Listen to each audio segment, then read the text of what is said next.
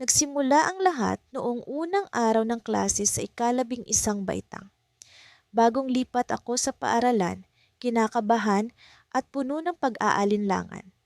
Buhay na buhay ang kampanilya ng paaralan habang ang mga estudyante nag-uusap sa pasilyo. Ngunit ako'y tahimik na nakaupo sa isang sulok. Hindi ako sanay sa mga bagong mukha, sa bagong sistema, sa bagong mundo. Ngunit ang tahimik kong mundo ay nagbago nang pumasok siya, ang aming guro sa literatura, si Sir Adrian. Bata pa siya kumpara sa ibang mga guro. Siguro nasa kalagitnaan ng 30. Nakaitim siyang polo at may suot na relo na tila mas mahal pa sa buong alawansi ko sa isang taon. May paraan siya ng pagsasalita na parang bawat salita ay isang lihim na dapat tuklasin. Nang una kong marinig ang boses niya, parang may bumagsak na bigat sa puso ko.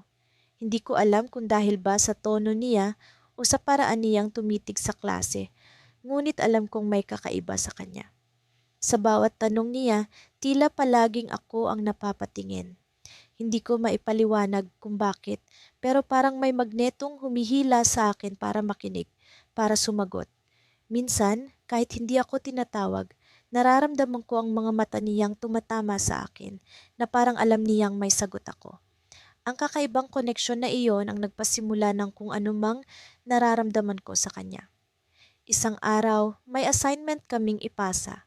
Ang sabi niya, magdala daw kami ng paborito naming libro at ipaliwanag kung bakit iyon ang napili namin. Dala ko ang isang lumang kopya ng Ang Alchemist na binili ko gamit ang ipon ko. Nang ako ang tinawag, halos maubusan ako ng hininga.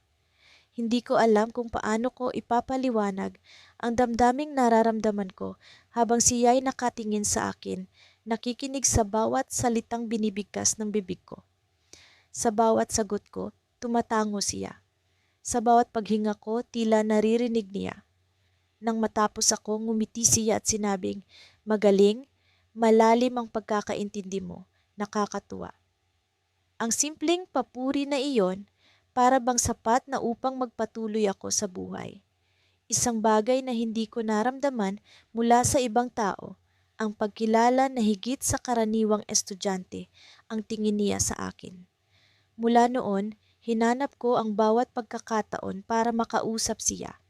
Kahit saglit lang, tila adik ako sa presensya niya, sa bawat pagngiti niya, sa bawat tanong niyang bumubuhay sa utak ko. Hanggang isang araw, nagkaroon kami ng group project. Sa hindi inaasahang pagkakataon, ako ang napili ni Sir Adrian na maging leader ng grupo.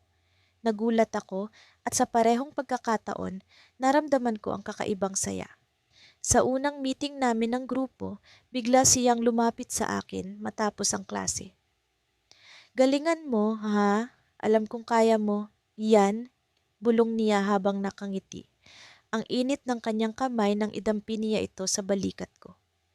Parang nasusunog ang bawat hibla ng damdamin ko. Simula noon, palagi na akong nag-aabang sa pagkakataong makausap siya sa labas ng klase. Minsan, nag-aabot kami sa pasilyo at tila palaging may dahilan si Sir Adrian para magtanong sa akin. "Kumusta ang progress niyo? May problema ba sa grupo mo?" Minsan, kahit walang kinalaman sa proyekto, kinakamusta niya ang buhay ko. "Okay ka lang ba sa bagong school? Magaan ba ang pakiramdam mo dito?" Ang bawat tanong niya, parang pang-uudyok na magbukas ako ng sarili kong mundo sa kanya. Hindi ko alam kung paano nagsimula, pero natagpuan ko ang sarili kong umaasa sa bawat sandaling magkausap kami. Ang mga simpleng tanong niya, ang maliliit na ngiti, lahat ng iyon biglang naging mahalaga sa akin. Hindi na ito basta crush na nararamdaman ng karaniwang estudyante sa guro. Alam kong mali, pero parang mas malalim na ang damdamin ko sa kanya. Isang gabi, matapos ang practice ba ng grupo para sa proyekto, naiwan ako sa silid-aralan para magligpit ng gamit. Dumilim na ang paligid at tahimik na ang buong paaralan. Akala ko ako na lang ang tao sa lugar na iyon, pero bigla siyang dumating. "Bakit nandito ka pa? Hindi ba't dapat nasa bahay ka na?" Tanong niya. Napatingin ako sa kanya at naramdaman ko ang kakaibang tensyon sa pagitan namin. Ito po kasi sir, gusto ko pong maayos lahat bago umuwi. Sagot ko habang pilit na tinatago ang kaba sa boses ko. Lumapit siya at naramdaman ko ang presensya niyang tila sumasakop sa buong silid. Tumayo siya sa harapan ko at sa unang pagkakataon, napansin kong parang hindi na lang simpleng guro ang tingin ko sa kanya. Ang paraan niyang tumingin, ang paraan niyang magsalita, may bagay sa kanya na hindi ko maipaliwanag. Masipag ka talaga, sabi niya habang tumitig sa akin. Pero huwag mong kalimutang magpahinga. Hindi mo kailangang laging perpekto. Sa sinabi niyang iyon, parang tumama ang mga salita sa puso ko. Hindi ko alam kung bakit, pero parang may lungkot sa tono niya na para bang may pinagdadaanan siya na hindi ko alam. Doon ko napansin ang isang bagay. May sugat sa likod ng kamay niya. Maliit lang, pero halata. Sir, ano pong nangyari sa kamay niyo? Tanong ko nang hindi ko napigilan ng sarili ko. Nagulat siya sa tanong, ngunit ngumiti. Wala ito. Maliit na aksidente lang. Pero may kakaiba sa ngiti niya. Hindi ito ang karaniwang na ngiti na nakikita ko sa kanya tuwing umaga. May lalim, may lungkot. At doon ko naramdaman na ang guro kong hinahangaan ay may mga bagay na itinatago. Mga lihim na hindi niya sinasabi. Bago siya umalis, tumingin siya sa akin ng matagal. Huwag kang magpapagod masyado ha at mag-ingat ka. Ang huling salita niya ay may bigat na para bang may babala. Hindi ko maintindihan kung bakit, pero parang may kakaibang takot sa tono ng boses niya. Pagkalipas ng ilang minuto, umuwi ako na puno ng tanong sa isip. Ano ang ibig sabihin ng babala niya? Bakit parang may lungkot sa mga mata niya? Sa gabing iyon, hindi ako nakatulog.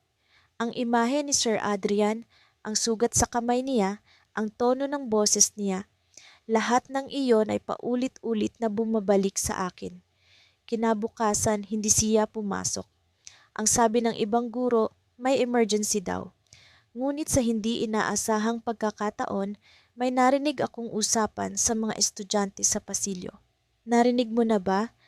May nangyari kay Sir Adrian kagabi. Hindi pa malinaw pero parang may kinalaman sa pulis. Sa mga sumunod na araw, hindi ko maiwasang mapansin ang paglala ng damdamin ko para kay Sir Adrian. Bawat pagbigkas niya ng pangalan ko sa klase, parang bumubulong ang hangin sa tenga ko at ang bawat sulyap niya kapag nagtuturo ay tila may lihim na mensaheng akong tanging nakakaunawa. Hindi ko mapigilan ang sarili kong magtanong. Paano kung nararamdaman niya rin ito? Paano kung hindi lang ako ang nakakaramdam ng kakaibang koneksyon? Isang araw, pagkatapos ng klase, nagpaiwan ako sa silid-aralan. Nagkunwari akong may tanong tungkol sa takdang aralin namin sa panitikan. Sinadya kong bagalan ang kilos ko habang nag-aayos ng mga papel sa desk para masigurong kami na lang ang natira sa loob ng silid. Hindi ko alam kung ano ang plano ko, pero ang puso ko ay parang tambol na bumabayo sa bawat hakbang niya, papalapit sa akin. May problema ba, Iris? Tanong niya. Ang tono niya ay magaan, ngunit puno ng seryosong pag-aalala. Napatitig ako sa kanya, sa malalim niyang mga mata, sa mahinahong paraan ng paghawak niya sa gilid ng mesa. Sa sandaling iyon, parang wala na akong kontrol sa sarili ko. Nararamdaman ko ang init ng katawan ko, ang paggapang ng kaba sa dibdib ko. Opo, sir. Medyo hindi ko po naiintindihan itong parte ng kwento. Ang tinig ko'y bahagyang nanginginig pero pinilit kong magmukhang normal. Lumapit siya, mas malapit kaysa sa inaasahan ko. Amoy ko ang bahagyang halimuyak ng pabango niya masyadong malapit sa akin. Ganito kasi yan, sabi niya habang tinuturo ang isang linya sa papel ko. Pero hindi ko na iniintindi ang sinasabi niya. Ang boses niya ay parang musika na lang sa pandinig ko. Ang lahat ng atensyon ko'y nakatuon sa mukha niya, sa bawat galaw ng labi niya. Napansin niya yata ang tahimik kong pagtitig dahil bigla siyang tumigil at napatingin sa akin. Para bang may namuong tensyon sa pagitan namin, isang bagay na hindi ko maipaliwanag. Iris, okay ka lang ba? Tanong niya muli. Ang boses niya ay mas mahina, mas malapit. Hindi ko alam kung paano ko siya sasagutin. Ang isip ko'y puno ng mga bagay na hindi ko dapat maramdaman. Pero bago pa ako makapag-isip ng tamang sagot, naramdaman ko ang kamay niyang dumikit sa balikat ko. Banayad lang, pero sapat na para magpatigil sa tibok ng puso ko. Opo, sir. Pasensya na po. Medyo pagod lang siguro ako. Sagot ko, pilit nang ngumingiti kahit pakiramdam ko'y parang mababaliw na ako. Tumango siya, pero hindi pa rin siya umaalis sa harapan ko. Sa halip, nagtanong siya ng bagay na hindi ko inaasahan. May kailangan ka bang sabihin, Iris? Parang may iniisip ka na hindi mo masabi. Ang mga salita niya ay parang patalim na tumama sa puso ko. Alam ko ang sagot pero hindi ko kayang aminin. Ano ang iisipin niya kung sabihin kong mahal ko siya? Ano ang mangyayari kung malaman niyang ang bawat pagtingin ko sa kanya ay puno ng damdaming hindi ko dapat maramdaman? Wala po. Wala naman po, sir. Sagot ko, pilit na umiwas sa mga mata niya. Pero hindi siya nagpadala sa sagot ko. Tumitig siya sa akin, matagal, parang hinuhukay ang bawat sekreto sa loob ng utak ko. At sa mga sandaling iyon, naramdaman ko ang init ng mukha ko, ang panginginig ng mga kamay ko. Iris, kung may problema, huwag kang mag-atubiling magsabi, ha? Hindi lang ako guro mo, nandito rin ako para tumulong. Ang mga salita niya ay sinserong-sinseryo, pero parang may ibang kahulugan sa akin. Pilit kong inilibing ang damdamin ko, pero tila naaaninag niya ito. Bago pa lumalim ang usapan namin, narinig namin ang tunog ng pagbukas ng pinto. Isa sa mga janitor ang lumapit para maglinis ng silid-aralan. Nagmadali akong kunin ang mga gamit ko, pilit na iniiwas ang sarili ko sa sitwasyon. Nagpaalam ako kay Sir Adrian at tumakbo palabas, hindi magawang huminga ng maayos. Pagdating ko sa bahay, halos hindi ko maalis sa isip ko ang nangyari. Ang bawat galaw niya, ang bawat salita, paulit-ulit na bumabalik sa akin. Pero sa kabila ng lahat, alam kong mali ito. Alam kong hindi ko dapat hayaan ang sarili kong mahulog sa ganitong sitwasyon. Pero paano ko pipigilan ang puso ko kung siya mismo ang dahilan ng tibok nito? Kinabukasan, bumalik ako sa klase na may bagong lakas na pilit kong nilikha. Pinilit kong magmukhang normal na parang walang nangyari, pero sa kalagitnaan ng klase, bigla siyang tumigil sa pagtuturo at tinawag ako. Iris, pwede ka bang magpaiwan pagkatapos ng klase? May gusto lang akong pag-usapan. Ang mga salita niya ay parang kidlat na tumama sa akin. Hindi ko alam kung ano ang gagawin. Ang mga kaklase ko'y tahimik na napatingin sa akin pero wala akong masabi kundi ang simpleng, "Opo, sir." Nang matapos ang klase, nanatili ako sa upuan ko habang ang mga kaklase ko'y nag-alisan. Lumapit siya sa akin, ang mga hakbang niya'y mabagal, parang sinasadya. Nang tumabi siya sa desk ko, narinig ko ang paghinga niya, malalim, tila nababalot ng sariling tensyon. Iris, simula niya, ngunit hindi niya itinuloy agad. Ang tono ng boses niya ay seryoso at ang mga mata niya ay tila may gustong sabihin. May napansin ako sa'yo at sa paraan ng pakikitungo mo sa akin. May gusto ka bang sabihin? Ang tanong niya ay parang bomba na sumabog sa harapan ko. Hindi ko alam kung paano sasagutin, pero bago pa ako makapag-isip, biglang bumukas ang pinto. Ang prinsipal ng paaralan nang pumasok, may hawak na papel at seryoso ang muka. Adrian, kailangan nating mag-usap. Ngayon na. Ang ulan ay bumuhos ng malakas ng araw na iyon. Parang sinasadya ng langit na sabayan ang bigat na nararamdaman ko. Nakaabang ako sa sakayan ng jeep, basang-basa ang sapatos, habang pilit kong iniwasang isipin ang mga nangyari noong nakaraang linggo. Pero paano nga ba? Paano ko iiwasan ang isang bagay na paulit-ulit kong naaalala, kahit pilit ko nang tinatabunan sa sarili kong isip? Si Sir Adrian. Ang pangalan niya lang ay sapat na upang mapabilis ang tibok ng puso ko. Hindi ko alam kung paano nangyari, pero ang lahat ng bagay tungkol sa kanya, ang malalim niyang boses, ang paraan ng pagtaas ng kilay niya tuwing may tanong sa klase, ang bahagyang ngiti niya kapag may tamang sagot, lahat ng iyon ay parang isang magnet na humihila sa akin. Hindi ko ginusto, pero hindi ko rin kayang pigilan. Noemi, tawag niya sa akin nung huling klase namin. Napatigil ako sa pag-aayos ng notebook ko. Halos lahat ng kaklase ko ay nag-uwian na, pero ako, nagpaiwan dahil gusto ko pa siyang makita. Pwede ba kitang makausap? Tumango lang ako, hindi ko alam kung anong gagawin sa mga kamay kong biglang nanlamig. Ang init ng classroom, pero para akong nagyayelo. Tumayo siya mula sa upuan niya, lumapit sa akin, at tumingin ng diretso sa mga mata ko. Para akong nahulog sa isang balon na walang hangganan.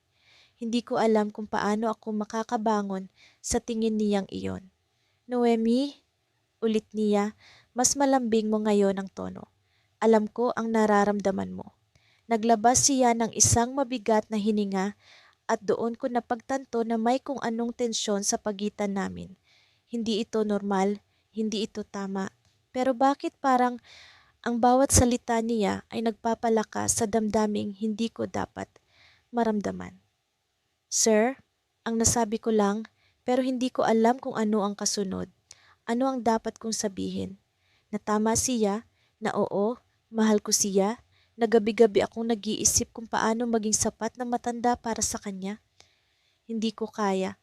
Lumapit pa siya ng bahagya. Ang amoy ng kanyang pabango ay humalo sa amoy ng ulan na pumapasok mula sa bintana. Ang bawat hakbang niya ay parang martilyo sa puso ko. Hindi ko kayang gumalaw, hindi ko kayang magsalita. At nang magsimula siyang magsalita, parang lahat ng bagay sa paligid ay nawala. Kami na lang dalawa ang natira. Alam kong mali ito, sabi niya, mahina pero matatag, pero hindi kita kayang iwasan. Hindi ko alam kung ano ang ibig niyang sabihin. Ang mga salita niya ay parang apoy na nagliliyab sa loob ko. Ang damdamin ko para sa kanya ay biglang sumabog, mas malakas kaysa dati. Pero kasabay ng apoy na iyon ay ang takot. Ano ang ibig sabihin nito? Ano ang mangyayari kung ipagpapatuloy namin ang ganitong sitwasyon? Napalunok ako, pero bago pa man ako makapagsalita, narinig ko ang tunog ng pintuan sa likuran namin. Mabilis akong tumingin doon at ang nakita ko ay si Ma'am Lourdes, ang coordinator ng departamento. Ang mga mata niya ay nakatuon sa amin, matalim, puno ng tanong. Ang biglaang presensya niya ay parang isang malakas na hampas ng hangin na nagpatigil sa lahat. Naglakad siya papalapit ng mabagal. Ang bawat hakbang niya ay parang tunog ng isang kampana na nagbabanta. Noemi, sabi ni Ma'am Lourdes, pero hindi ako makatingin sa kanya. Pwede ka nang umuwi. Tumango ako, mabilis na pinulot ang mga gamit ko, pero bago pa ako makalabas ng pinto, narinig ko ang sinabi niya kay Sir Adrian. Adrian, kailangan kitang makausap. Ngayon din. Ang tono niya ay malamig, walang halong emosyon. Pero alam kong may kung anong hinihintay sa likod ng salitang iyon. Umuwi akong basang-basa, hindi lang dahil sa ulan, kundi dahil sa bigat ng mga tanong sa isip ko. Ano ang nakita ni Ma'am Lourdes? Ano ang alam niya? At higit sa lahat, ano ang mangyayari kay Sir Adrian? Kinabukasan, hindi siya pumasok.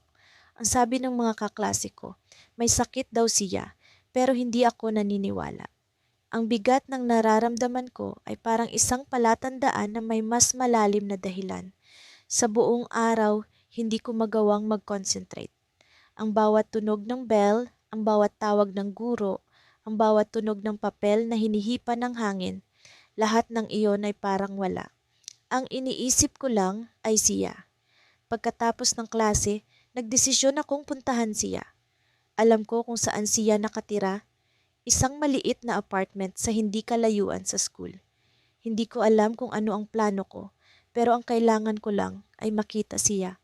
Kahit sandali lang, kahit isang segundo lang. Nang makarating ako sa pintuan niya, bahagya akong natigilan. Ang buong lugar ay tahimik maliban sa tunog ng ulan sa bubong. Kumatok ako, pero walang sumagot.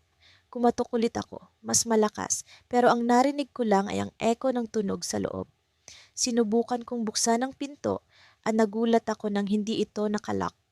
Dahan-dahan kong itinulak ang pinto at ang unang bumungad sa akin ay ang isang mesa na puno ng papel, mga sulat, mga dokumento, at sa gitna ng lahat ng iyon, isang envelope na may pangalan ko.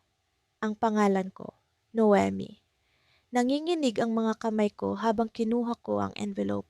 Binuksan ko ito at ang una kong nakita ay ang sulat kamay niya. Ang mga salita niya ay parang bumagsak sa akin tulad ng kidlat mula sa langit. Noemi, patawad kung hindi ko na kayang harapin ang sitwasyong ito. Ang desisyon ko ay para sa ikabubuti ng lahat. Huwag mo na akong hanapin. Napatigil ako. Ang paningin ko ay lumabo at ang sulat ay parang biglang naging mabigat sa mga kamay ko. Hindi ko alam kung ano ang ibig sabihin nito. Pero bago pa man ako makapag-isip ng mas malalim, narinig ko ang tunog ng isang sasakyan sa labas. At nang sumilip ako sa bintana, nakita ko siya. Si Sir Adrian, papasok sa isang kotse, kasama si Ma'am Lourdes. Ano ang nangyayari? Nasa library ako nang dumating siya, si Sir Rafael, ang guro naming lahat na tila perpektong nilikha upang guluhin ang puso ng isang tulad ko. Dumaan siya malapit sa mesa ko, nakasuot ng paborito niyang puting polo na may bahagyang nakalukot na manggas. Hindi ko alam kung bakit, pero parang sumisikip ang buong paligid tuwing nandiyan siya. Para bang ang bawat galaw niya ay may sariling musika, at ako ang nakikinig sa kanya ng mag-isa. Andrea, tawag niya, ang tono niya laging magaan pero may bigat. Tumingala ako, pilit na nagpapakalmante kahit ramdam ko ang malakas na tibok ng puso ko. May oras ka ba ngayon? Kailangan kitang makausap tungkol sa project mo. Tumango ako agad, hindi ko man alam kung anong sasabihin niya. Hindi ko na iniisip, gusto ko lang marinig ang boses niya. Tumayo ako at sinundan siya papunta sa isang sulok ng library kung saan malayo kami sa iba. Tahimik ang bawat hakbang namin pero ang puso ko parang kanyon na bumubulong ng mga bagay na alam kong hindi ko dapat maramdaman. Nang makarating kami sa sulok, tumigil siya at tumingin sa akin ng diretso. Ang mga mata niya, madilim pero may kakaibang ningning, parang sinisilip ang mismong kaluluwa ko. Hindi ko alam kung paano ko gagawin ang mga susunod na sandali. Andrea, simula niya at naramdaman ko ang bigat ng pangalan ko sa bibig niya. Napansin kong hindi ka masyadong nakikipag-usap sa mga kaklase mo nitong mga nakaraang araw. May problema ba? Gusto kong matawa. Napansin niya iyon kahit na ang mga maliliit na bagay tungkol sa akin. Pero sa halip na sagutin siya ng diretso, nagkibit balikat lang ako. Wala naman sir, medyo busy lang siguro. Tumango siya pero hindi umalis ang tingin niya sa akin. Andrea, alam kong mahirap mag-adjust bilang estudyante, lalo na sa mga huling taon sa high school. Pero kung may kailangan ka, nandito lang ako. Huwag kang mahihiyang magsabi. Hindi ko alam kung bakit, pero may bahagi ng sarili ko na gustong sabihin sa kanya ang lahat. Yung pakiramdam ng pag-iisa, yung pagkalito sa mundo, at ang hindi maipaliwanag na takot na baka hindi ko mahanap ang lugar ko. Pero higit sa lahat, gusto kong sabihin na siya ang dahilan kung bakit ako nagkakaganito. Siya ang dahilan ng mga tanong na hindi ko kayang sagutin. Sige sir, sabi ko, pilit na pinipigilang makita niya ang pagkabasag ko. Ngunit bago pa ako makalayo, hinawakan niya ang braso ko. Hindi masakit, pero sapat na upang magdulot ng kakaibang kuryente sa balat ko. Andrea, seryoso ako. Ayokong makita kang nahihirapan ng mag-isa. Saad niya, mas malambing na ngayon ang boses. Hindi ko alam kung paano ko sasagutin iyon, kaya tumango lang ako at ngumiti ng pilit. Bumalik ako sa mesa ko pero hindi na ako mapakali. Ang bawat salita niya, ang bawat tingin, parang nakaukit sa isip ko. Hindi ko alam kung ano ang gagawin ko. Ang gusto ko lang ay ang presensya niya, ngunit alam kong mali ito. Alam ko kung ano ang tama, pero bakit ang hirap sumunod? Kinabukasan dumating ang araw ng presentation namin para sa isang malaking proyekto. Nakatayo ako sa harap ng klase, hawak ang mga papel ko, habang si Sir Rafael ay nakaupo sa likod, tahimik na nakikinig. Hindi ko mapigilan ang panginginig ng mga kamay ko habang binibigkas ang bawat salita. Hindi ko alam kung siya ang dahilan ng kaba ko o ang takot na magkamali sa harap ng lahat. Pagkatapos ng presentation, lumapit siya sa akin habang nag-aayos ako ng gamit.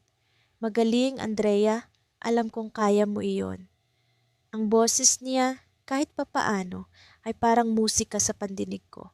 Ngunit bago pa ako makasagot, naramdaman ko ang bigat ng tingin ng isa sa mga kaklase ko, si Mia, ang babaeng laging nasa tabi ni Sir Rafael sa tuwing may mga school event. Hindi siya nagsalita, pero ang ekspresyon niya punong-puno ng tanong. At sa sandaling iyon, parang may malamig na hangin na dumaan sa pagitan namin. Pag-uwi ko, hindi ako mapakali. Nagbalik sa isip ko ang lahat, ang mga tanong ni Mia, ang mga salita ni Sir Rafael, ang mga damdaming hindi ko maipaliwanag. At habang nakahiga ako sa kama, nakuha ko ang cellphone ko at binuksan ang messaging app. May mensahe si Mia. "Andrea, pwede ba tayong mag-usap? Tungkol kay Sir Rafael." Pinagpawisan ako ng bigla kahit malamig ang panahon. Ano ang ibig sabihin nito? Bakit kailangan niya akong kausapin tungkol kay Sir Rafael? At bakit parang may bahagi ng sarili ko na gustong malaman ng sagot kahit alam kong maaaring masaktan ako? Nagsimula ang araw na tila ordinaryo, ngunit sa loob-loob ko may bigat na hindi ko maipaliwanag. Sa bawat hakbang ko papunta sa silid-aralan, naramdaman ko ang pabilis na paghinga, ang panginginig ng aking mga kamay. Hindi ko alam kung paano ko haharapin si Sir Adrian ngayong araw. Sa lahat ng mga araw, ngayon pa talaga. Pagpasok ko, naroon siya, nakaupo sa mesa, nagbabasa ng mga papel. Ang sikat ng araw ay tumama sa bintana, nagbigay ng liwanag sa kanyang mukha. Ang bawat galaw niya, kahit simpleng pagtaas ng kanyang tingin, ay parang bumalaho sa akin sa dagat ng damdaming hindi ko dapat nararamdaman. Hindi ko dapat pinahintulutan ang sarili kong mahulog sa kanya. Pero paano mo ba pipigilan ang puso mo kung ito na ang pinili? "Good morning, class," bati niya. Ang boses niyang malalim, ngunit kalmado ay parang musika sa akin. Tumango ako, pero hindi ko siya magawang tingnan ng diretso. Alam kong lahat ng ito ay mali. Pero paano kung sa maling ito, naroon ang bagay na hinahanap ko? Paano kung siya ang sagot sa mga tanong na hindi ko pa mahanap ang tamang salita para ipahayag? Habang nagtuturo siya, hindi ko maiwasang mapansin kung paano siya gumalaw. Ang paraan ng paghawak niya sa chalk, ang kakaibang kumpiyansa sa bawat salitang binibigkas niya. Hindi ko alam kung ako lang ba ang nakakakita ng ganitong detalye o kung sadyang ganito talaga ang epekto niya sa lahat. Ngunit sa akin, ang lahat ng iyon ay parang sinadya upang guluhin ang katahimikan ng aking mundo. Natapos ang klase at ang mga kaklase ko ay nagsimulang magsilabasan. Ako, gaya ng dati, ay nagpaiwan. Hindi ito ang unang beses na ginawa ko ito, pero ngayong araw pakiramdam ko ay iba. Nang kami na lamang ang nasa loob, tumingin siya sa akin, ang mga mata niya tila may tanong na hindi niya binibigkas. "May kailangan ka ba?"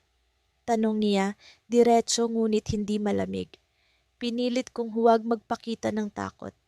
"Sir, gusto ko lang pong itanong kung bakit ganito ang nararamdaman ko."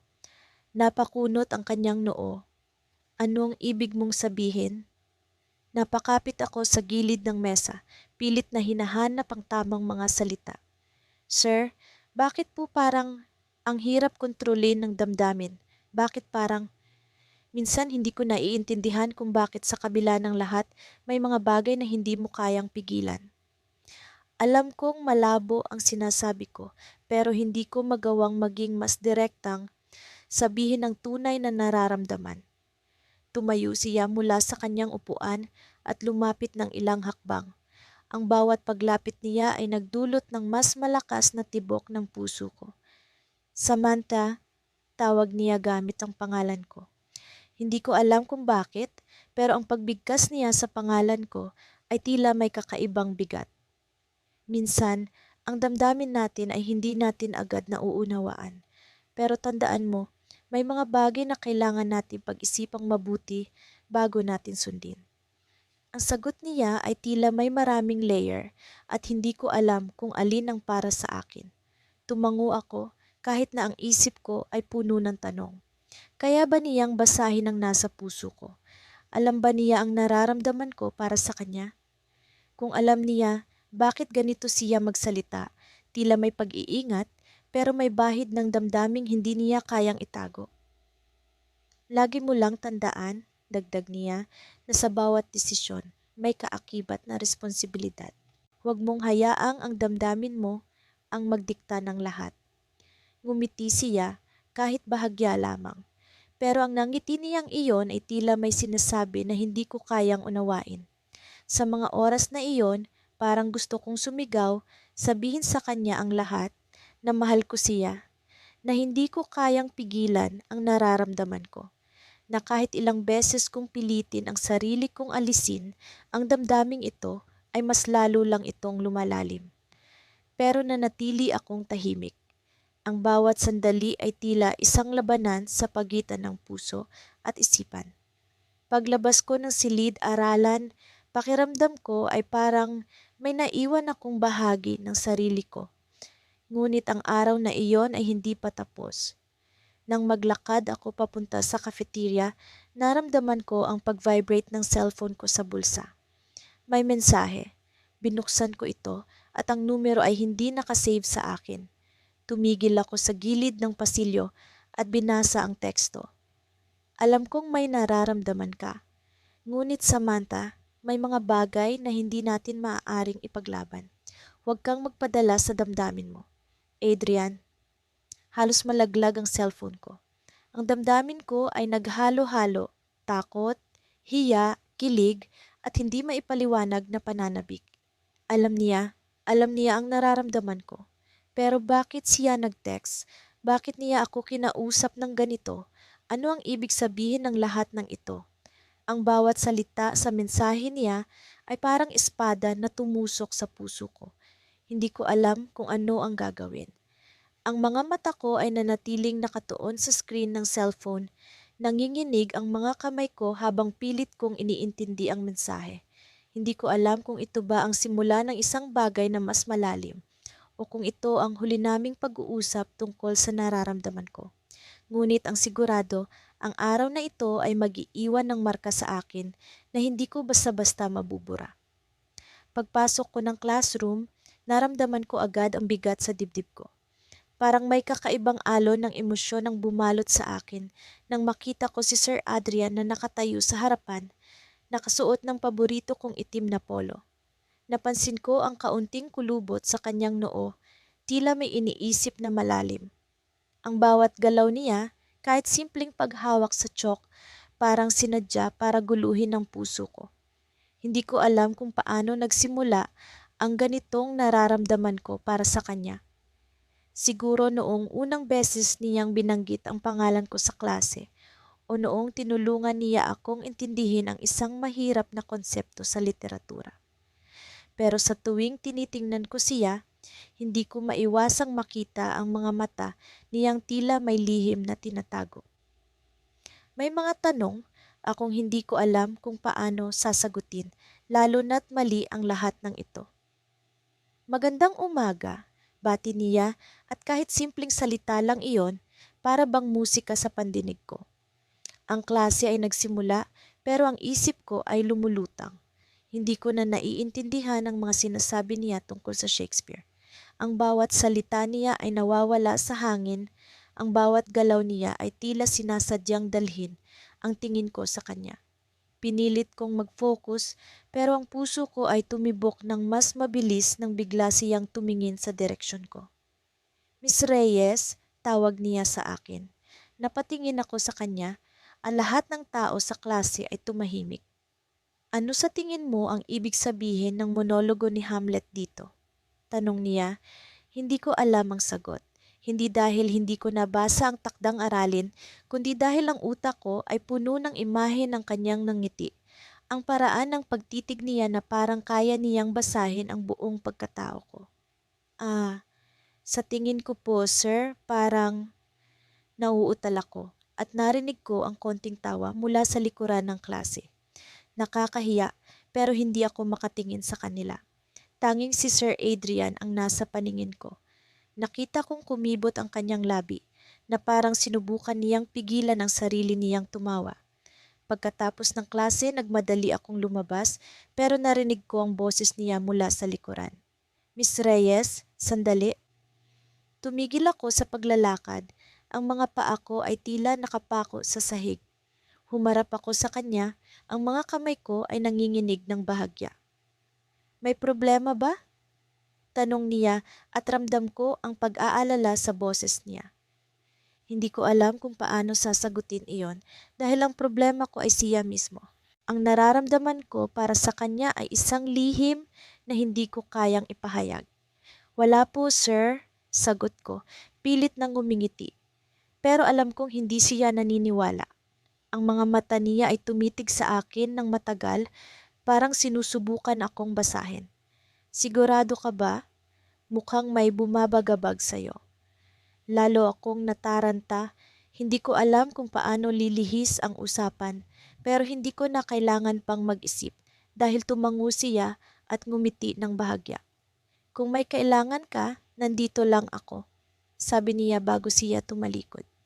Ang mga salita niya ay bumalot sa akin, parang isang pangako na hindi ko alam kung paano intindihin.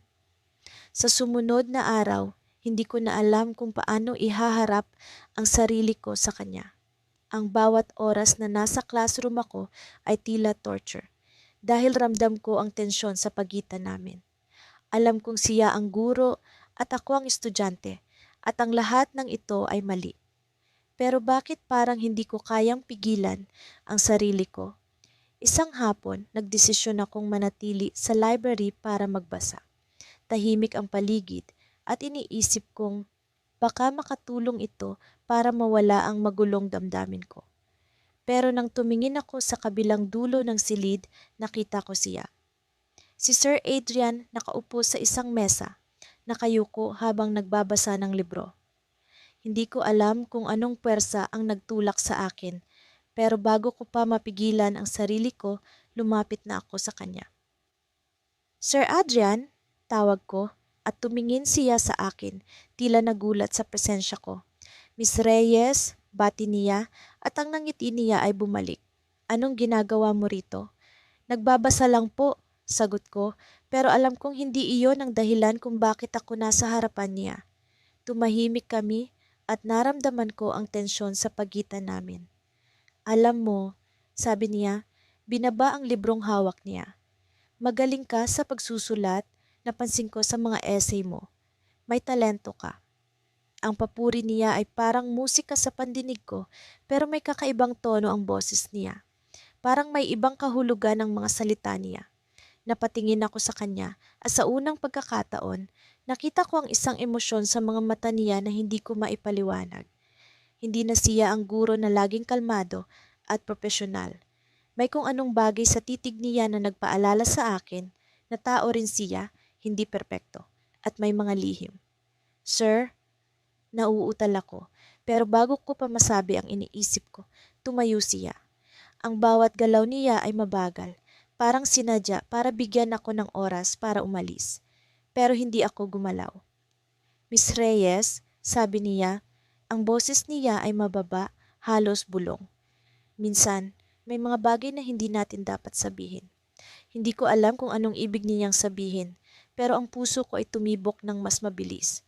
Bago pa ako makasagot, lumapit siya sa akin, ang distansya sa pagitan namin ay masyadong maliit para sa kung ano ang tama. At sa sandaling iyon, alam kong may nagbago.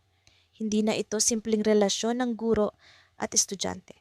Ang pinto ng library biglang bumukas at isang estudyante ang pumasok. Napaatras si Sir Adrian. Ang seryosong ekspresyon sa mukha niya ay bumalik, pero alam kong hindi ko maitatanggi ang nakita ko. Ang titig niya kanina ay puno ng emosyon na hindi ko maintindihan. At alam kong hindi na ako ang nag-iisa sa nararamdaman. Hindi ko alam kung paano ako napunta sa sitwasyong iyon, sa pagitan ng tama at mali, sa pagitan ng dapat at hindi dapat. Pero habang hinahaplos ng hangin ang aking pisngi, nakatitig ako sa kanya mula sa bintana ng silid-aralan. Si Sir Raphael, ang guro na hindi ko inaakalang magiging dahilan ng magulong damdaming ito. Hindi ko na mabilang kung ilang beses kong sinubukang pigilan ang sarili ko. Sa tuwing nakikita ko siya, parang may kung anong humihila sa akin. Hindi iyon basta paghanga lang, hindi rin basta crush. Parang may mas malalim na puwersang gumagalaw sa loob ko. Ang bawat ngiti niya, ang bawat pagtaas ng kilay kapag nagkakamali kami sa klase, ang bawat pagbasa niya ng mga linya sa tula, lahat iyon ay tumatago sa puso ko. Isang araw, pagkatapos ng klase, nagpaiwan ako. Hindi ko alam kung anong lakas ang nagtulak sa akin, pero may gusto akong sabihin. Kailangan kong malaman kung may nararamdaman din siya.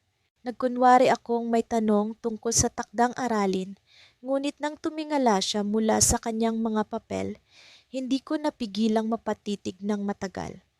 Ang mga mata niya, malalim at puno ng misteryo, tila sinasabi sa akin na hindi ako dapat lumapit. Pero naroon ako, nakatayo, nilalabanan ng bawat babala ng konsensya. Ano iyon, Mia? Tanong niya, kalmado, ngunit may bahagyang pag-aalinlangan sa tono. Ang pangalan ko, binanggit niya, at sa simpleng pagbanggit na iyon, parang naramdaman ko ang pagkalunod sa isang bagay na hindi ko maipaliwanag. Sir, mahina akong sabi, halos pabulong. May gusto lang akong itanong, hindi tungkol sa klase. Napakunot ang kanyang noo. Ano iyon? Napalunok ako ng laway. Ang paligid namin, tahimik na tahimik. Ang mga upuan at mesa tila mga saksi sa bawat galaw ko. Sir, nararamdaman niyo ba na minsan may bagay na hindi dapat pero nandyan pa rin? Nagpahinto siya. Hindi niya agad sinagot ang tanong ko. Pinanood niya ako, parang sinusuri kung ano ang ibig kong sabihin. Pagkatapos ng ilang segundo, tumayo siya mula sa kanyang upuan at naglakad papalapit sa akin. Ang puso ko tila tumitibok ng mas mabilis kaysa sa normal. Ang bawat hakbang niya parang kuryenteng dumadaloy sa katawan ko. Mia, sabi niya, mas mababa ang tono, mas seryoso. Alam mo ba ang pinapasok mo? Hindi ko alam kung ano ang isasagot, pero sa halip na magbitiw ng salita, tumitig lang ako sa kanya. Sa sandaling iyon, parang wala ng guro at estudyante. Parang dalawang taong nagkakatinginan, bumabaluktot ang mga panuntunan. Ang init ng kanyang presensya, ang lalim ng kanyang tinig, ang paraan ng kanyang pagtitig. Lahat iyon, hindi ko alam kung paano ko lalabanan. Bigla niyang hinawakan ang braso ko. Hindi marahas, hindi rin malambing. Tamang-tama lang para maramdaman ko ang bigat ng sitwasyon. Mia, hindi ito tama. Habang sinasabi niya iyon, parang may ibang sinasabi ang kanyang mga mata. Parang may pag-aalinlangan din siya. Parang may damdamin siyang pilit itinatago. Pero sir, naglakas loob akong magsalita. Hindi ko na kayang pigilan, hindi ko alam kung paano, pero bago ko pa matapos ang sasabihin, binitiwan niya ang braso ko at umiwas ng tingin. Tama na, umalis ka na, Mia. Pero hindi siya gumalaw. Nanatili siyang nakatayo, parang may iniisip. Sabihin niyo sa akin kung mali ito dahil wala kayong nararamdaman. Sabihin niyo, Sir, kung wala talaga, aalis ako. Hindi ko na kayo guguluhin. Tumahimik siya. Ang oras tila tumigil sa pagitan naming dalawa. Ang liwanag mula sa labas unti-unting nagdidilim habang ang araw ay lumulubog. Hindi siya gumalaw. Hindi siya sumagot. At sa katahimikang iyon, Naramdaman ko ang tensyon na parang alon sa dagat. Malakas, hindi mapipigilan. Mia, sa wakas nagsalita siya. Pero bago pa niya masabi ang susunod na salita, biglang bumukas ang pinto. Pumasok ang isa sa mga guro, si Ma'am Liza, hawak ang isang folder. "Oh, Sir Rafael, nandito ka pa pala." Natigilan si Sir Rafael at ako naman mabilis na umiwas ng tingin, halos hindi makahinga. "Mia, bakit nandito ka pa? Hindi ba't tapos na ang klase?" Tanong ni Ma'am Lisa, tila nagtataka. Napansin ko ang tingin niya kay Sir Rafael. May bahagyang pag-aalinlangan, may tanong. "Ah, aalis na rin po ako, ma'am." Mabilis kong sagot. Pilit na pinapanatili ang normal na tono ng boses. Tumayo ako, kinuha ang bag ko, at naglakad palabas. Ramdam ko ang tingin ni Sir Rafael habang lumalayo ako. Ramdam ko rin ang malamig na hangin sa hallway, ang bigat ng bawat hakbang ko. Paglabas ko ng silid-aralan, doon ko lang napansin ang bilis ng tibok ng puso ko. Ang mga palad ko pawis na pawis. Ang utak ko magulo, puno ng tanong. Pero sa likod ng lahat ng iyon, isa lang ang malinaw. May nararamdaman siya. Hindi niya sinabi ng diretso, pero nakita ko sa mga mata niya. Alam kong may damdamin din siya. Pero paano? Paano kami mapupunta sa tamang landas? Sa kabila ng kaliwat ka ng babala, sa kabila ng mga mata ng ibang tao, paano ko lalabanan ang nararamdaman ko? At higit sa lahat, paano niya lalabanan ang sa kanya? Habang naglalakad ako pa uwi, isang bagay ang naglaro sa isip ko. Isang bagay na hindi ko inaasahan. Sa bag ko, may nakapa akong papel. Hindi ito akin. Binuksan ko ito at nang makita ko ang sulat, nanlamig ang buong katawan ko. "Mia, lumayo ka na. Hindi ito tama. Ngunit kung hindi mo kayang lumayo, huwag kang magtitiwala sa akin. Huwag mo akong hayaang sirain ka." Ang lagda niya, si Sir Rafael. Ang ulan ay tuluyang bumuhos habang nakaupo ako sa likuran ng silid-aklatan. Nag-iisa ako, nagtatago mula sa gulo ng klase. Ang mga tunog ng patak ng ulan sa bubong ay tila musika sa akin, pero sa kabila ng payapang ritmo nito, ang puso ko'y nagtatakbo. Hindi ko maalis sa isip ang nangyari kanina. Si Sir Adrian, ang guro naming nasa kalagitnaan ng kanyang 30 taon, ay tumingin sa akin ng ilang segundo na para bang may ibang sinasabi ang kanyang mga mata. Hindi ito ang unang beses na naramdaman ko iyon, pero sa araw na ito, mas malalim ang naging epekto sa akin. Kanina sa klase, habang ipinaliwanag niya ang isang talata mula sa isang makata, ang kanyang tinig ay tila mas malambing, mas personal. Ang bawat salita ay parang para sa akin lamang. Nakakabaliw, alam ko, pero hindi ko mapigilan ang sarili kong maniwala na may ibig sabihin ang bawat titig niya. Nang tumunog ang kampana, nagmadali akong lumabas ng silid-aralan, hindi dahil sa takot, kundi dahil sa kaba. Ayokong makita niya ang pamumula ng pisngi ko o ang panginginig ng kamay ko habang inaayos ang mga libro ko. Ngunit hindi ko inaasahan ang sumunod. Narinig ko ang kanyang tinig mula sa likuran. Mahina ngunit malinaw. "Mari, saglit lang." Tumigil ako, parang naipit sa pagitan ng pagtakas at pagharap. Humarap ako sa kanya at naramdaman ko agad ang init sa mga pisngi ko. Ang kanyang mga mata ay tila nagtataglay ng lihim. Isang bagay na hindi ko maintindihan pero alam kong naroon. "May gusto lang akong itanong," sabi niya, nakangiti ng bahagya. "Pansin ko na magaling ka sa pagsusulat. Bakit hindi mo subukang sumali sa literary club?" Napakunot noo ako. Literary club? Hindi ko naisip iyon. Pero bago pa ako makasagot, naramdaman ko ang kakaibang tensyon sa pagitan namin. Ang kanyang tinig ay tila nagbabaga at ang kanyang presensya ay malapit. Masyadong malapit. "Magandang pagkakataon iyon para sa'yo. Iba ang potensyal mo, Mari. Hindi mo ba napapansin?" Dagdag niya, kasabay ng bahagyang pagtapik sa balikat ko. Ang simpleng galaw na iyon ay tila kuryente sa balat ko. Tumango ako. Bagamat hindi ko alam kung ang sagot ko ay dahil sa tunay na interes o sa takot na maipit pa sa sitwasyong iyon. Napansin ko ang pagnangiti niya at sa kabila ng kanyang sinseridad, may kakaibang kiliti sa puso ko na hindi ko maipaliwanag. Pagbalik ko sa bahay, hindi ko maalis ang eksenang iyon sa isip ko. Ang kanyang boses, ang kanyang ngiti, ang paglapit niya sa akin, lahat iyon ay paulit-ulit na bumabalik. Nagulat na lamang ako nang marinig ko ang tunog ng telepono. Agad akong sumagot. Mari? Ang tinig ni Sir Adrian ang narinig ko sa kabilang linya. Parang hindi ako makahinga. Pasensya na kung istorbo, nakalimutan ko lang sabihin kanina, may literary workshop sa Sabado. Pupunta ka ba? Hindi ko alam kung paano sagutin. Ang puso ko'y parang sasabog. Sir, sige po. Magaling, gusto ko sanang makita kung paano ka magtrabaho sa ganitong setting. Alam kong kaya mo, kita tayo doon. Tumigil ang tawag pero ang epekto nito ay tila hindi matatapos. Bakit niya ako tinatawagan ng personal? Hindi ba sapat ang simpleng paalala sa klase? Ang isip ko'y punong-puno ng tanong pero ang puso ko'y may sagot na gusto kong makita siya muli kahit ano pa ang kahulugan nito. Dumating ang Sabado at naroon ako sa workshop. Sa isang maliit na silid kasama ang ilang estudyante mula sa ibang seksyon, nakaupo kami sa isang bilog na mesa. Si Sir Adrian ang tagapayo at habang siya ay nagsasalita, hindi ko maiwasang mapansin ang paraan ng kanyang pagtingin sa akin.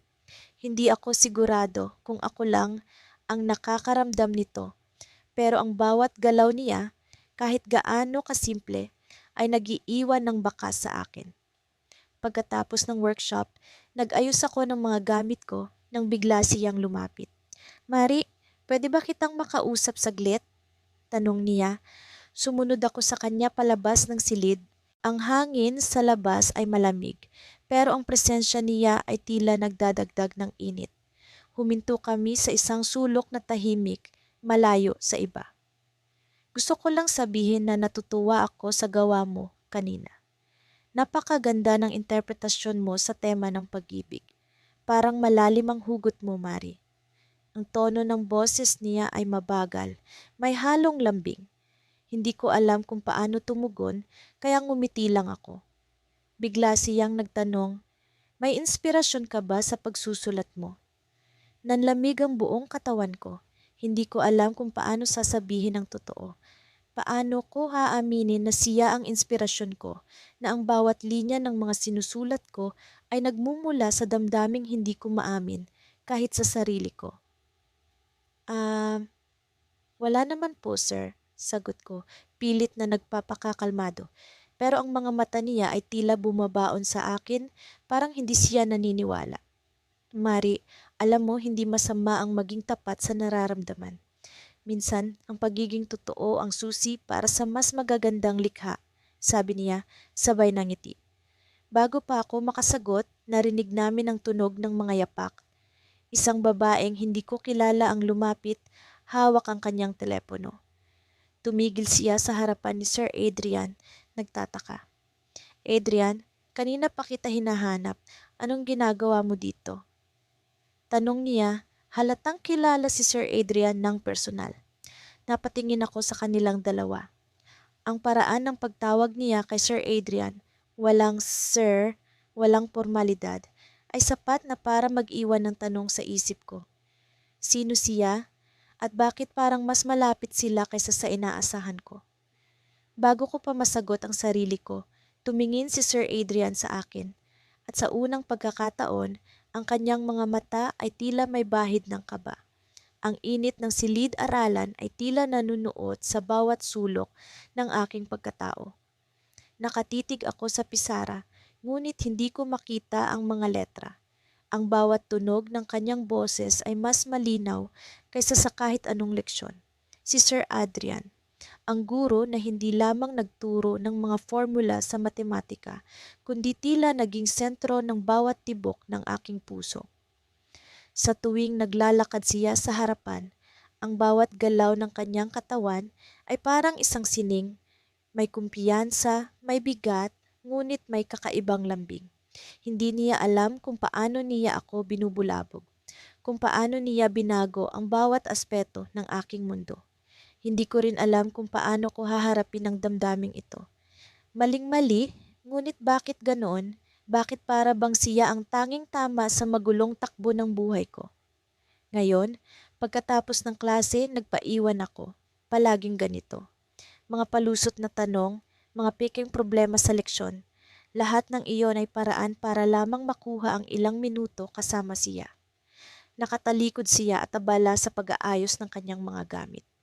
Ang kanyang likuran ay tila isang pader na ayaw kong basagin, ngunit kailangan ko. Sir Adrian, tawag ko, halos pabulong. Lumingon siya, ang mga mata niya ay tila matalim, ngunit may lambot na hindi ko maipaliwanag. May tanong ka na naman ba, Arian? Tanong niya, sabay ng ngiti. Ang nangiting iyon, parang may kung anong puwersa na humahatak sa akin papalapit. Oo. Medyo hindi ko po naintindihan yung sa quadratic equations kanina, sagot ko. Kahit alam ko ang sagot. Alam kong wala akong problema sa leksyon. Ang tunay kong problema ay ang nararamdaman ko sa kanya. Lumapit siya sa tabi ko at muli kong naramdaman ang init ng kanyang presensya. Ang bawat galaw niya, ang paraan ng paghawak niya sa chalk, ang paghinga niya, lahat ay parang isang awit na tumutugtog ng eksakto sa ritmo ng puso ko. Nagpaliwanag siya, ngunit halos wala akong marinig. Ang tunog ng kanyang boses ay naging musika. Ang mga salita niya ay naging imposible nang intindihin. Ganito, Arian, sabi niya, sabay sulat ng equation sa pisara. Simple lang naman to. Kailangan mo lang hanapin ang mga roots. Naiintindihan mo ba? Tumango ako kahit hindi sigurado kung anong bahagi ang tinutukoy niya. Ang tanging alam ko lang ay ang amoy ng kanyang pabango, ang lapit niya at ang kanyang paghinga na halos sumasalubong sa akin. Oo, sir. Salamat. Ngumiti siya muli at bumalik sa kanyang mesa. Akala ko tapos na ang lahat, ngunit sa mga susunod na segundo, naramdaman ko ang kakaibang tensyon. Tumapat siya sa akin, tumingin at nagsalita ng mabagal. Ariane, may gusto ka bang sabihin? Natigilan ako, para akong napako sa kinatatayuan. Ang mga mata niya ay parang salamin na tumitingin sa bawat lihim na itinatago ko. Alam ba niya? Hindi ko alam kung paano sasagot. Wala naman po, sir. Bakit po? Parang may kakaiba sa'yo nitong mga nakaraang araw, sabi niya habang nakatingin pa rin. Ang bawat salita ay parang kutsilyo, tumatama sa puso ko. Hindi ka ba komportable sa klase ko? Hindi po, sir. Komportable po ako. Mabilis kong sagot, halos sumabog sa kaba ang dibdib ko. Masayang-masaya po ako sa klase ninyo. Bigla siyang nangumiti, ngunit may laman ang nangiti niya. Tila may iniisip siya na hindi niya sinasabi. Mabuti kung ganoon, sagot niya, ngunit hindi siya tumigil sa pagtitig. Ang kanyang mga mata ay parang bumabasa sa akin, lumulusot sa bawat pader na itinayo ko. Tumalikod siya, ngunit bago siya lumabas ng silid, huminto siya sa may pintuan. Ariane, mag-ingat ka sa nararamdaman mo, ha? Ang bawat salita niya ay parang bala. Hindi ko alam kung paano ko iyon tatanggapin. Alam ba niya, napansin ba niya, at kung alam niya ano ang iniisip niya? Ang pinto ay nagsara, ngunit ang tunog nito ay tila umalingaw-ngaw sa buong silid. Mag-ingat, bakit? Lumabas ako ng silid na parang nawalan ng lakas. Ang bawat hakbang ko ay mabigat, ang bawat paghinga ko ay mabagal. Hindi ko na alam kung saan ako papunta. Ang mga salita niya ay paulit-ulit na tumutunog sa isip ko. Mag-ingat, sa nararamdaman ko. Pagdating ko sa bahay, hindi ko na napigilan ang sarili ko. Umupo ako sa gilid ng kama, hawak ang aking telepono. Sa gitna ng aking pagkalito, napadaan ang mga mata ko sa kanyang pangalan, si Sir Adrian, ang guro na hindi ko dapat mahalin, ngunit mahal ko. Sa isang iglap, isang ideya ang pumasok sa isip ko. Hindi ko alam kung tama ito, ngunit hindi ko na kayang pigilan ang sarili ko. Sinimulan kong itype ang mensahe, isang simpleng tanong ngunit puno ng bigat. Sir, may ibig po ba kayong sabihin kanina? Nag-aalangan akong pindutin ang send. Ang kaba ay parang alon na dumadagundong sa dibdib ko. Ngunit bago ko pa mabago ang isip ko, nadulas ang daliri ko. Naipadala ko na. Ilang minuto ang lumipas ngunit tila oras. Ang bawat tunog ng notification ay parang pagsabog, hanggang sa dumating ang sagot. Binuksan ko ang mensahe at ang mga salita niya ay tila mga kidlat na tumama sa akin. Arian, hindi lahat ng nararamdaman mo ay dapat mong sundin. Hindi lahat ng bagay ay tama kahit gaano pa kagusto mo. Paano niya nalaman? Bakit ganoon ang sagot niya? Tumayo ako, umikot-ikot sa kwarto, hindi alam ang gagawin. Ngunit bago ko pa maiproseso ang lahat, may isa pang mensahe ang dumating. Arian, huwag kang magpadalos-dalos, pero kung gusto mong mag-usap, nandito ako. Sa labas ng gate ng bahay mo. Natigilan ako. Sa labas ng bahay ko, paano niya nalaman kung saan ako nakatira? Pumasok ako sa silid-aralan ng maaga. Ang mga hakbang ko'y maingat, halos walang tunog. Ang silid ay tahimik, maliban sa mahina at banayad na pag-ugong ng bentilador sa sulok. Naisip kong siya'y naroon na, gaya ng nakasanayan ko sa tuwing maaga akong pumupunta. Pero walang tao sa mesa niya. Ang mga libro at papel ay maayos na nakaayos, ngunit ang presensya niyang palaging ramdam ay tila nawala. Dumiretso ako sa aking upuan, ngunit hindi ako mapakali. Ang puso ko'y nagtatakbo sa dibdib ko na parang may paparating na bagyo. Bawat saglit na wala siya ay parang isang patak ng ulan na nagbabanta ng pagbuhos. Mahal ko siya. Hindi ko alam kung kailan nagsimula ito, ngunit ang damdamin ko para sa kanya'y hindi na maitatanggi. Nakakatakot, mapanganib, ngunit hindi ko kayang pigilan. Narinig ko ang tunog ng pinto. Bumukas ito ng dahan-dahan at pumasok siya. Ang guro ko, si Sir Daniel. Suot niya ang paborito niyang asul na polo, ang mga manggas nito'y naka-roll up, at ang itim niyang pantalon ay perpektong bumagay sa kanyang porma. Ang bawat galaw niya ay may kumpiyansa at autoridad, na parang kontrolado niya ang lahat ng nasa paligid niya. Ngunit sa mga mata ko, siya'y higit pa sa isang guro. Siya ang dahilan kung bakit araw-araw ay tila may liwanag sa buhay ko. Ngunit kakaiba ang ekspresyon niya ngayon. Hindi siya nakangiti gaya ng dati.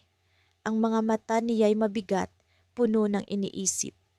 Dumiretso siya sa mesa niya, hindi man lang tumingin sa paligid. Parang may bumabagabag sa kanya.